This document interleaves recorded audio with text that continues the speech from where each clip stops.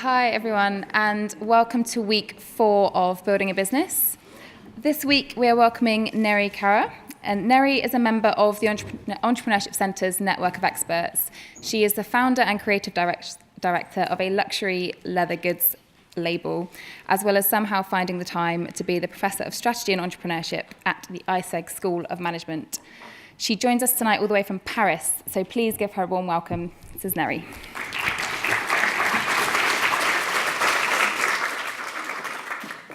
Hi, everybody.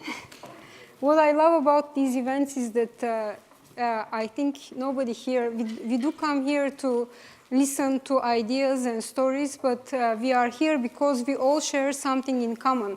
We all share a similar set of beliefs and ideas, and this is what's amazing about this type of lectures, because that's what connects us. And tonight I'm here to tell you a story when what happens when you connect people, when you bring together that share the same story, the same set of beliefs, and you build your own tribe out of it, because that can be very powerful. And I'm here to tell you about how I have done that. In order for me to do that, I also have to start by telling you my own story. And there are two important historical events that I should let you know about. The very first one takes place in June 1989, when 360,000 Bulgarians of Turkish ethnicity were asked to immigrate from Bulgaria to Turkey. I was among those 360,000 people. I was 11 years old, and one day, in a hot summer day, basically the Bulgarian government, due to the assimilation process, they came and said, you can only take 2 suitcases, and you have a limited amount of time to leave the country.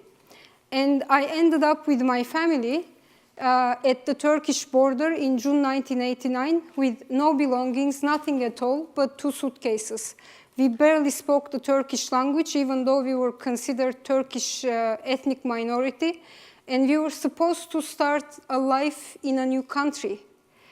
And standing at the border at the age of 11, I remember thinking to myself, looking at the mayhem around me, because this was us at the time. So what you see on TV today is not that different than what happened in 1989. But I remember standing at the border, looking around me and thinking, the only way out of this will be if I get a good education. Nobody in my family went to university, nobody speaks English. And looking around me, being basically living at the refugee camp, it didn't look like I could or I would get a good education. But I was very determined, because honestly, looking at the surroundings around me, I thought the only way out of this, the only way I could build a good life, a better life for myself and for everyone else in my own family, will be through education. The second important historical event is the fall of the Berlin Wall, because right after we immigrated from Bulgaria to Turkey, the communism will end, because the Berlin Wall came down. And what that meant was that I don't know if there are any Russian or Bulgarians in the audience tonight, but what that meant that during communism, you are not allowed to build your own business. You are not allowed to become an entrepreneur. But after the end of communism, suddenly everyone else said, I want to build a business. This was always my dream. And basically especially many people from Russia, from Eastern European countries, they will start to also come to Turkey, to a place called Laleli. It's near the Grand Bazaar, and they will come from Russia and they will buy whatever they could and put everything back in their suitcases, bring it back to Russia, sell it in street markets, and with whatever money they made, they will come back again. So when we immigrated, my parents actually couldn't find any jobs because their diplomas were not recognized. And as I said, we barely spoke the Turkish language, but we did speak Bulgarian and Russian. So that was a solution for them, because my parents started to work in the luggage trade area basically selling selling in one of these, becoming sales assistants in one of these stores where they would sell leather and textile. Few years later, I also joined them. I was about 16 and I started to work as a translator for a leather company that was based in the Luggage Trade area, and I will take them to Italy, where they would buy their raw material from, and I would be translating for them. Age 18, I ended up going to University of Miami, and I was there on a scholarship, and I had an idea to create my own business. I was about 18 years old, and as you can see, this is an essay it was basically, we were asked to write a fictional persona for ourselves, dream of what we wanted to become one day. And I found this essay very recently, and I had written that I am a CEO. I didn't say I want to become. I said I am a CEO of a leather goods company that is going to be based in Istanbul, and we will be importing and exporting. And I ended by saying that we are going to defeat Prada and Gucci. Well, I dream big. Now, the thing is, we didn't end up defeating them, but we created, my idea was to create a company, a leather goods company, leather manufacturing company, and today Prada and Gucci are my biggest clients. In addition to having my own brand, which is Neri Karra, I also produce for Prada and Gucci. The employees in the year of 2000, we employed, these are the same people that still work with us. It's been now almost 19 years, and these are the very same employees that we hired 19 years ago, and they continue to work with us today. This is the brand that was created, and we started to sell at first we started to sell to Russia, because this is the market that was closest, and more importantly, we identified a need in the market. My idea was, I'm going to sell something unique to the market, and it was going to be mobile cases, wallets, but they were going to have a very unique and different leather than the existing competitors in the market. And the idea was to create an outstanding quality product at accessible prices. A student earlier asked me how I was able to do that. Well, I didn't have very high profit margins. I think I can hear some of you now thinking, how did you manage to do that? One of the things I didn't have, and I still don't have, high profit margins. And this is basically an existing product from my atelier. Today I employ about 170 craftsmen in my factory. I have more than 40 suppliers all over the world. They are mainly from Italy, but I also started my own supply network in Italy as well. I have basically these are some facts and figures for my company. But what are some of the lessons? When I was coming to the lecture tonight, Katie said to me, they want to know practical lessons. And I wanted to sort of summarize what are some of the success lessons that you can take, some key lessons that you can take, and I want to share with you. Well, one of the things you need to always ask yourself, what is the need in this market? When we went to the Russian market, the very first time, it was my father who basically went to Russia because he couldn't speak he didn't really speak Turkish very well, and as I said, he didn't have many opportunities in the Turkish market. Instead, he decided to go to the market that was closest to him, which is Russia. And in the 1990s, he saw that many women carried their belongings in plastic bags. So the idea was that he's going to sell leather bags, leather products to the market, and it will sell. So that's why one of the things that you need to identify when you are building a business, what is the need? What is the big idea? Is there a need in the market that I can fulfill? And how am I going to fulfill that need? You need to focus on the product. Many actually obviously you have to serve and meet that need with a product or service. And some of the things that today I identify, don't cut corners. The product or the service that you are going to serve to the market has to be impeccable. And you need to know is there a real business opportunity here. But one of the things as well, the product has to be outstanding, but it has to be unique. It has to have an authentic story behind it. Not just the story of where you come from, it has to have an authenticity, uniqueness. I teach strategy, I'm a professor of strategy, and one of the main objectives of strategy, it's not about being the best. It's not about having the best car. It's not about creating the best phone, the best dress, or the best bag. But it's about being unique. And that's one thing you need to also ask yourself. What is going to be unique about my business or about my product? And I started very small. You have to start somewhere. When I was 18, 19 years old, that's another thing that gave me the idea to start my own business, because I was in Miami, and I have started to look around me and to see how other companies have created, how companies became big.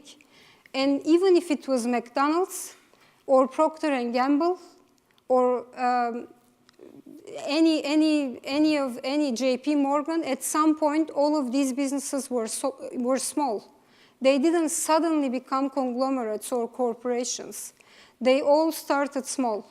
And that's something that actually allowed me to dream big and to dare bigger. And I remember start creating a very small sample collection and going to my very first wholesale client and asking her to just have 5 wallets in her store. I practically begged her, and I said, just have 5 wallets, and then just see if it sells. You don't have to pay me anything, just test the market. And that's how I was able to start very, very, very small. Another important question, who is my customer?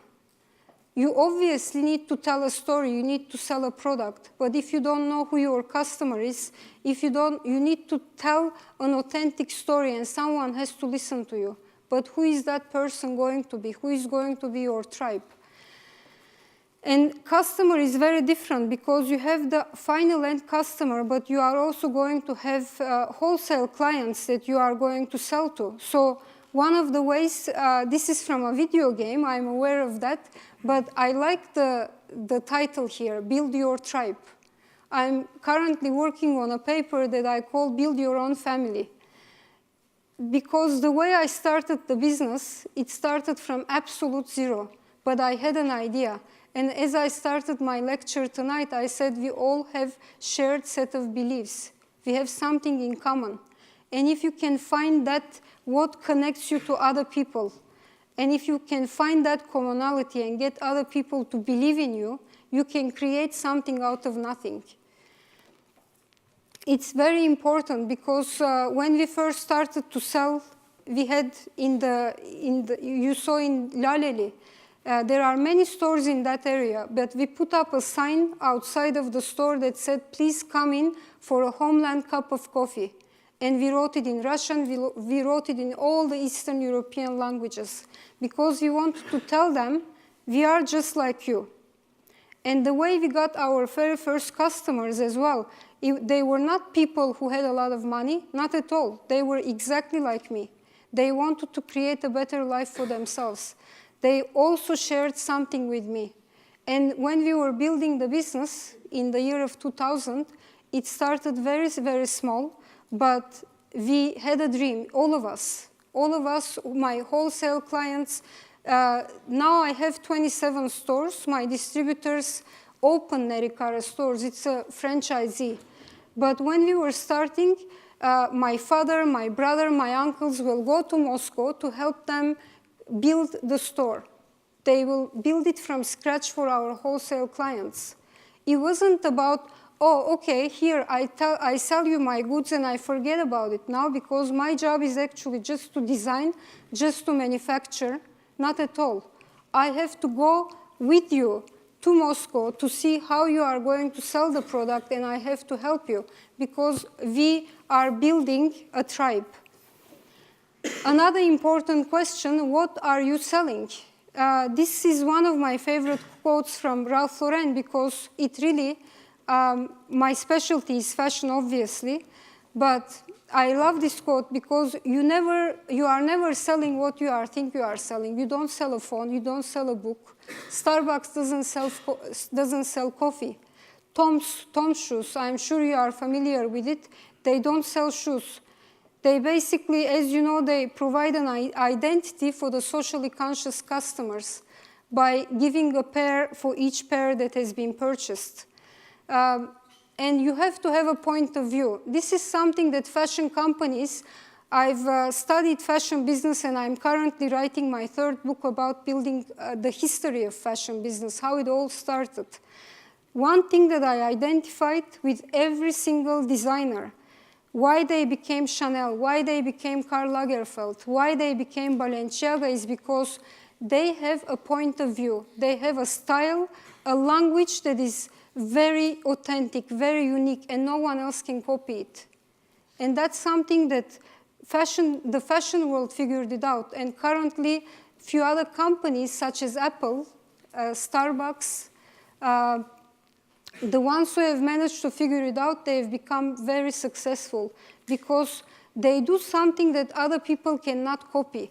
If you can find that authenticity, that uniqueness, that point of view, that style that no one else can copy, and you manage to tell the story in a very authentic way, you are going to build a business that is going to stand the test of time and that is going to be unique.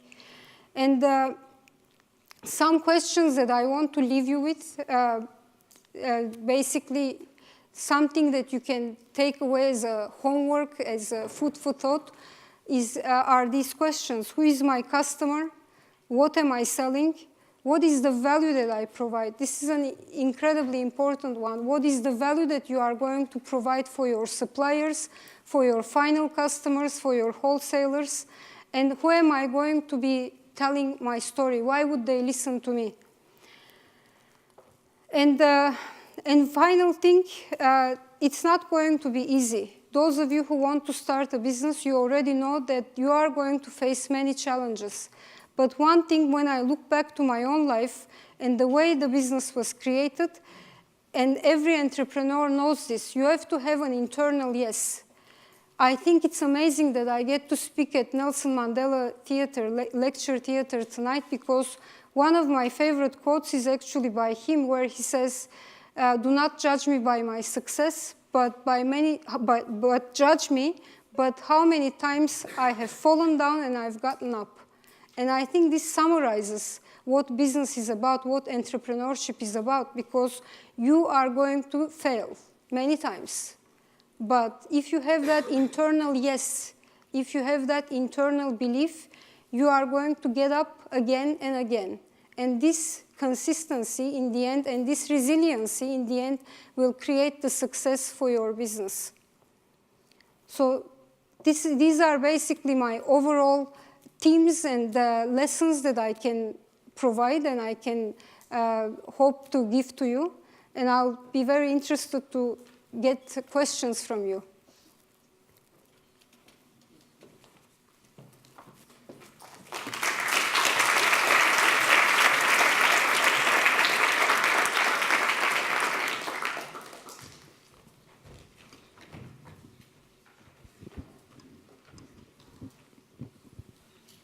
Yes?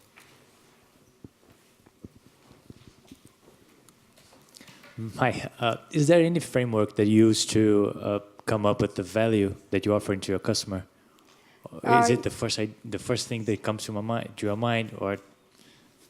The framework that I offered, I mean, this basically focusing on the quality. This is a very good question, because what creates value for leather goods products? For me, it's the quality. It's outstanding quality and at accessible prices, because the value that I'm going to provide for first of all, my wholesale clients. They want to, as I said, they want to build a better life as well for themselves. So I need to give a product, I need to provide a product that is going to be of outstanding quality, but at accessible prices. So the way to do that was to go to suppliers in Italy and buy leather that in the very beginning I didn't have capital. So I knew the suppliers because of my experience of working as a translator. And I would tell them, just give me the leather that I know that you are going to throw it away because for you it's not in season, but for me it is in season. So if you have leather that you are no longer going to be using, I'll be more than happy to take it. It's still outstanding quality. And then working with outstanding craftsmen, but making sure that for me, I was also asking myself, what is my value? What is my intention? It wasn't to make money overnight. I never wanted that. But to provide quality, outstanding quality, very well-made products at good prices. So that was the value. Not a framework, but in a way, working with my own intention. What is my intention? What is my value as a person? What are my values? So I know I also teach business, but first, I would say it was about my own questions with myself. I hope it answers your question.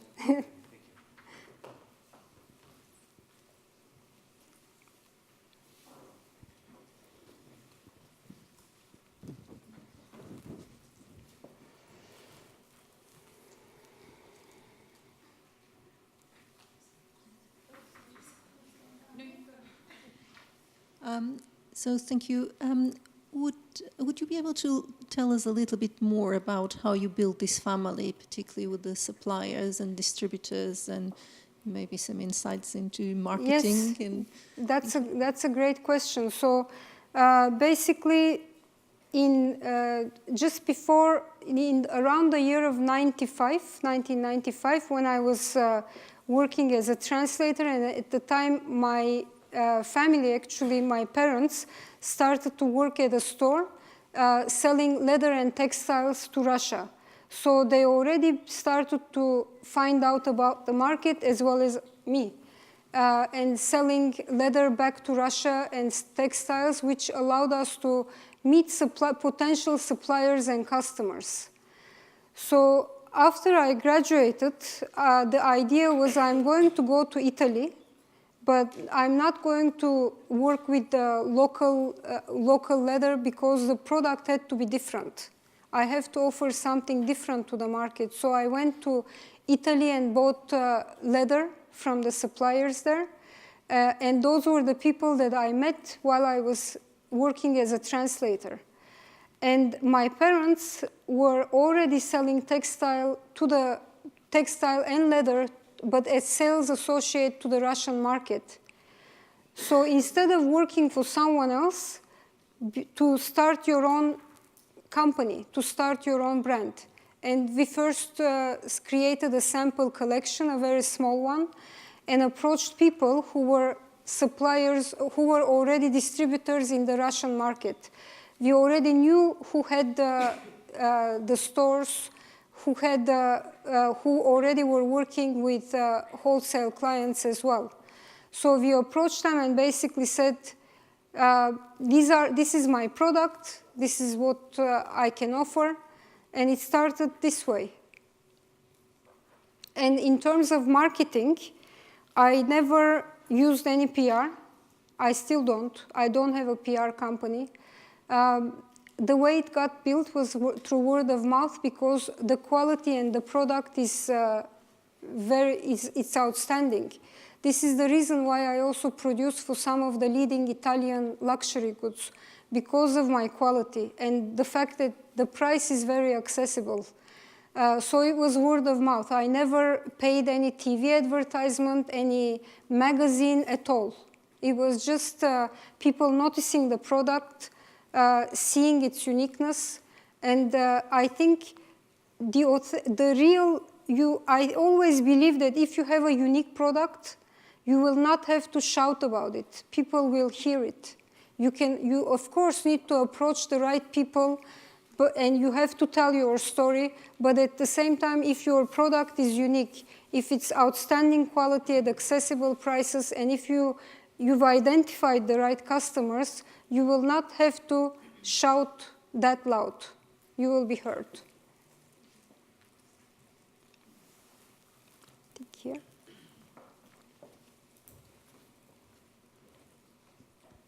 Hi, thank you very much. I would like to ask the two questions. One is how did you decide the unique point of your product? I mean, was it a stage, or it took just one day, or is it just the experience to decide this is the unique point of my product? The second question is one of the slides you show that all brands, they are not selling product, they are selling dreams, as I understand. Yes. So what exactly are you selling to your clients? That's a good question. I hope one of the things that I sell, as I said, it's my shared history. It's my shared with my wholesale clients. This is one thing that I've always emphasized, because you have to believe in your own idea. You have to believe in what you have to sell so that other people can believe in you and follow you as well. That's one thing. What I'm selling, of course, my product is high quality, very well made.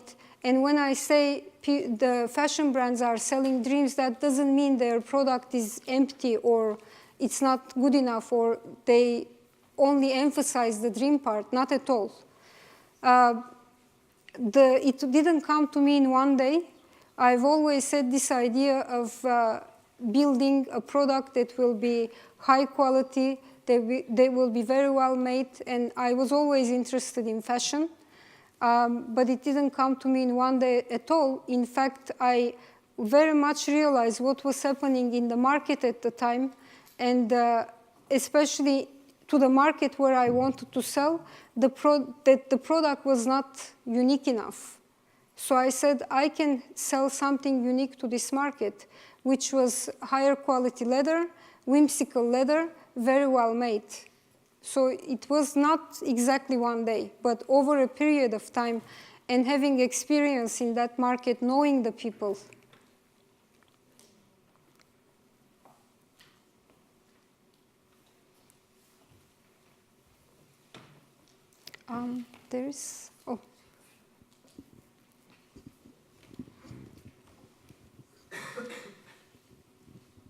Hi, thank you so much. I just want to know about your first products you made.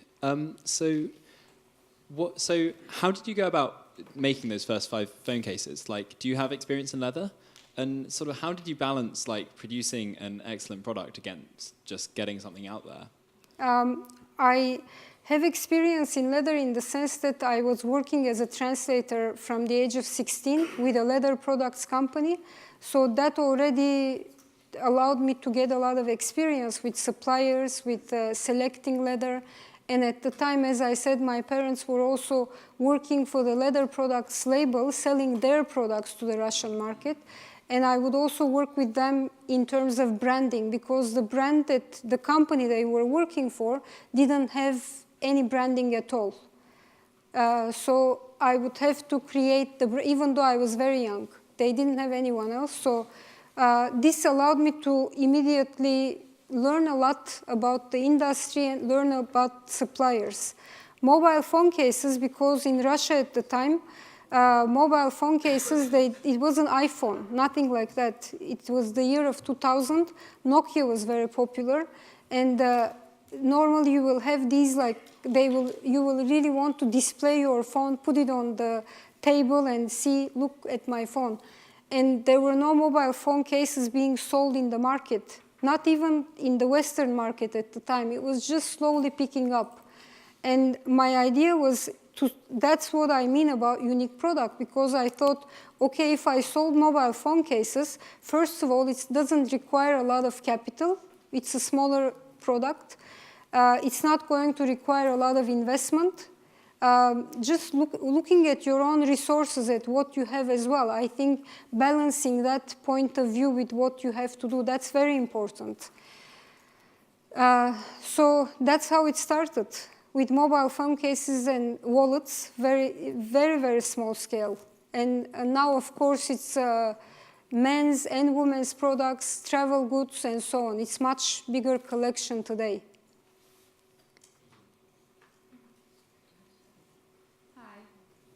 This working? Yeah. Oh, there. You said that build a great product and then everyone will find your product. But nowadays, most people work on the brand first before they even release a product. And I know for me, most of the brands that I see are on Instagram. In terms of building a brand before launching a product, what's your opinion on that for how it works now? This is an interesting question because I know that today everything is incredibly fast-paced and is changing very quickly. Even the rules of business, the rules of marketing, they are changing.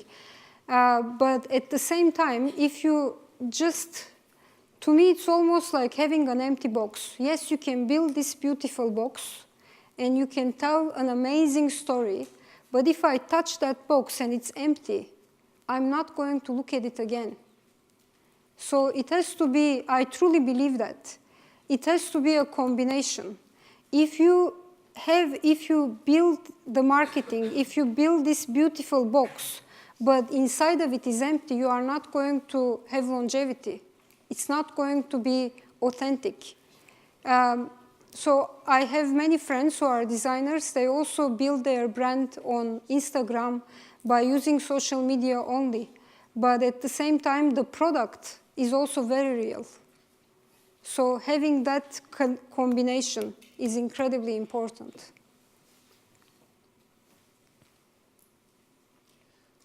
Okay, thank you very much for this very emotional and very successful story you shared. I'm interested to know how did you manage to build a highly respected academic profile and then publish books and run a company with 1,100 employees, please? I work long hours, but it's actually not that different. I will tell you a bit, well, it's a bit personal, but so I was about 22 when the company started, and it's always been my dream to go to Cambridge. Today I was speaking, I had one-on-one sessions with some of you, and she said, was it always your dream to be a fashion designer? It was actually never really my dream to be a fashion designer. I wanted to get the best education I could. And my dream was always to go to Cambridge. That's true. That's true. And at the age of 2 years after starting the company, it was becoming successful. It was still on its second, third year, and everyone in my family is employed in it. My dad, my brother, my uncles, my cousins, you name it. From Bulgaria to Turkey, everyone who is in my family works in the company as well. So it's a family business. So you can imagine that having a family business also has its challenges. So by the third year, I was like, I like it, but at the same time, I also want to pursue my other dream, my real dream, which is to go to Cambridge. So I applied without telling anybody to Cambridge to do a PhD. I got accepted, and I ended up going to Cambridge and finishing my PhD, but my thesis was about my company. It's about Born Globals. It's about international entrepreneurship. The papers I've written, they are on family business, again on international entrepreneurship. They are about kinship, ethnicity, altruism. The books I've written, they are again about entrepreneurship and family business. I teach fashion business and entrepreneurship and strategy. So the two things that I do are actually very much linked. And I can't imagine them. It looks like a lot, or it looks like something very separate from the outside, but they are very much interlinked. So that's why, to me, I can't imagine them being separate. The fact that how I manage it, it's a good question. I mean, it's about balance. Right now, I am a full-time professor at IESEC, School of Management in Paris. So my family, the factory is based in Istanbul. My other factory on metal accessories is based in Bulgaria. I'm the one who manages the social media. I'm the one who manages design and branding, but the operations of manufacturing, they are managed by my parents, by my family. And you can only do this if you have people you trust. That's another thing. When I started the lecture, if you bring people who share the same values as you, you can, the book currently the paper that I'm writing is about building your own family.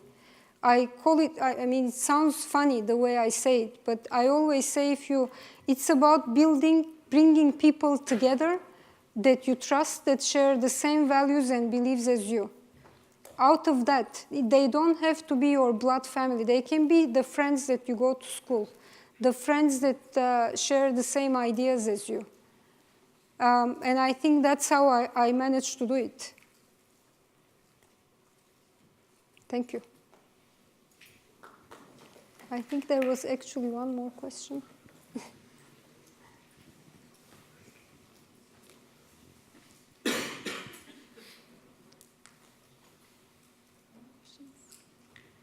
Blue sweater?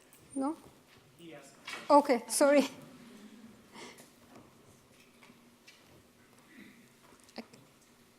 If there are no more questions, then it just leaves to me to say another huge thank you to Neri for being here this evening. Thank you.